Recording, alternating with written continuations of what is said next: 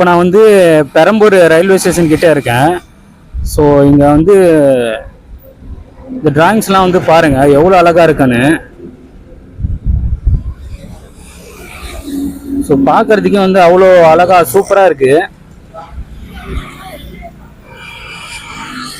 பாருங்கள்.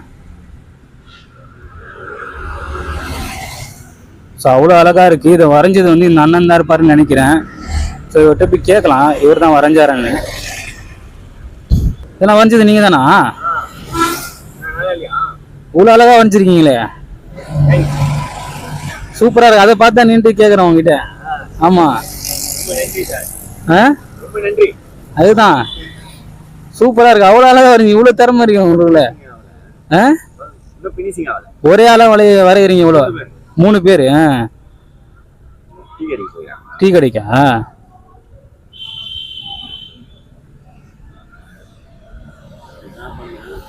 எது இது நீங்க பண்ணீங்க? அந்த கரடி. ஆமா ஆமா, இது உங்க அண்ணனா?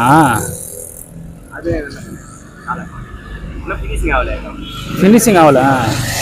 இல்ல தெரியுமா? ஆல்ரெடியே வரையறது தெரியுமா? வரைய தெரியும். எப்படி கத்துறியா?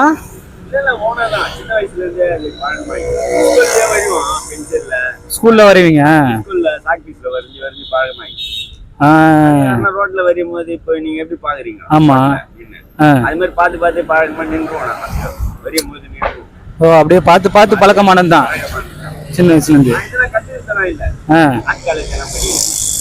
அதான் அப்படியே பார்த்து எக்ஸ்பீரியன்ஸ்ல தான். பரவாயில்லையோ, சூப்பரா வரையறீங்க.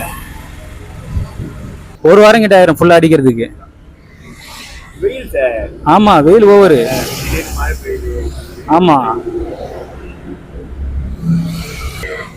அடிங்க, சூப்பரா அடிச்சிருக்கீங்க. வாழ்த்துக்கள். சரி, வரேண்ணா, போயிட்டு வரேன்.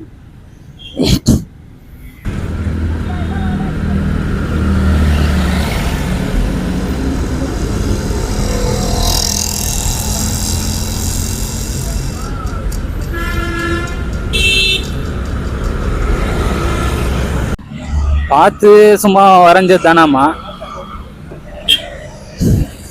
சூப்பரா இருக்குங்க, நல்லா வரைஞ்சிருக்காரு.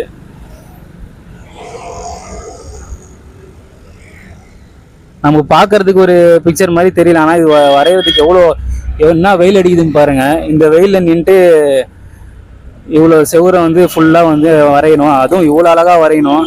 இன்னும் வந்து மேலே அந்த ஸ்கெட்ச் மட்டும் தான் போட்டிருக்காங்க. ஸோ இதுலேயும் நீங்கள் வந்து பெயிண்ட் பண்ணணும்.